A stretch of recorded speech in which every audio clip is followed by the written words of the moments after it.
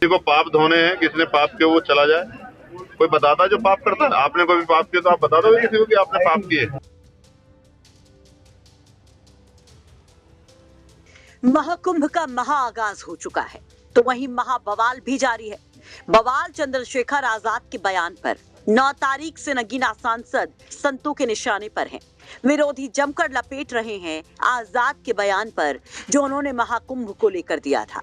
चंद्रशेखर आजाद का पुतला भी फूंका जा रहा है, लेकिन आजाद तो आजाद ठहरे, थमने का नाम नहीं लेते, कतई तूफानी बने हुए हैं। तो इधर महाकुंभ का आगाज होता है, सरकार की मंत्री संतरी महाकुंभ के सफल शुभारंभ पर बयान देते हैं, शाबाशी ठोकते हैं। उधर चंद्रशेखर आजाद भी एक बड़ा बयान दे देते हैं। चंद्रशेखर ने अब क्या बोला वो हम आपको बताएंगे, लेकिन पहले चंद्रशेखर का वो पाप पुण्य वाला बयान भी सुन लीजिए, जो 9 जनवरी को सहारनपुर में मीडिया से बात करते हुए चंद्रशेखर आजाद ने दिया था। काम को सरकार से कोई और सवाल आप पूछोगे, रोजगार को लेके, बुनियादी सुविधाओं को लेके, लोगों के मकान के लेके, रोटी कपड़ा के लेके, सरकार पर जवाब नहीं। सरकार कहती है एक दिन में कुछ नहीं होता, लेकिन हमने देखा कि 6 महीने में रेत पे एक बहुत बड़ा शहर बनते हम लोगों ने देखा। जब सरकार करने पे आती सब कुछ हो जाता है। तो जिस विचारधारा की सरकार अपना काम कर रही है, जब सरकार इतना अच्छा काम कर रही है, हम उसमें क्या कहें? किसी को पाप धोने हैं, किसी ने पाप किया वो चला जाए।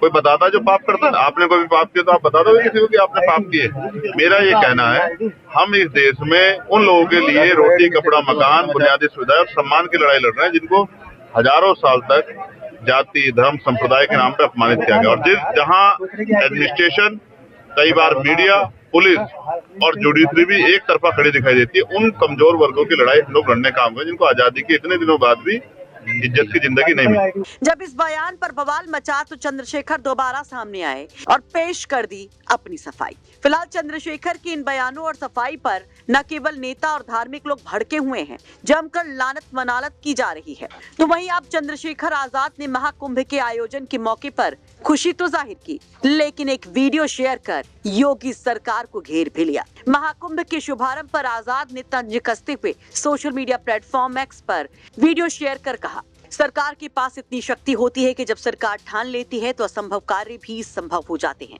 6 महीने में रेत पर इस तरह से एक शहर बसाना भी इसी शक्ति का उदाहरण है, जो दर्शाता है कि अगर सरकार चाहती है तो किसी भी बड़ी चुनौती का समाधान किया जा सकता है। तो योगी सरकार की तारीफ मानो आजाद कर रहे हैं, लेकिन आगे देखिए, आजाद ने सरकार की प्राथमिकता पर सवाल उठाते हुए बड़ा दांव चल दिया। लेकिन जब बात आती है देश के गरीब, किसान, मजदूर, पिछड़े, दलित, आदिवासी और महिलाओं के अधिकारों और सुरक्षा की, तो सवाल उठता है कि यदि इन आयोजनों को इतने बड़े पैमाने पर अंजाम दिया जा सकता है, तो शिक्षा, चिकित्सा, महिलाओं की सुरक्षा, रोजगार और बच्चों के भविष्य के लिए क्यों नहीं इस तरह की इच्छा शक्ति दिखाई जा रही है।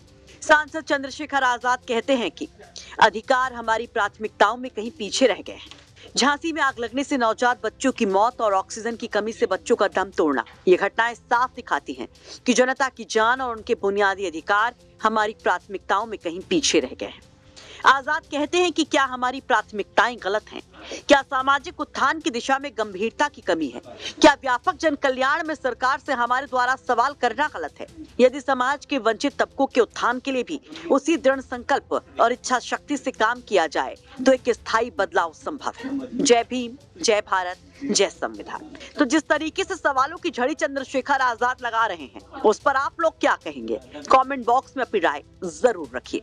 ब्यूरो रिपोर्ट, यूपी तक।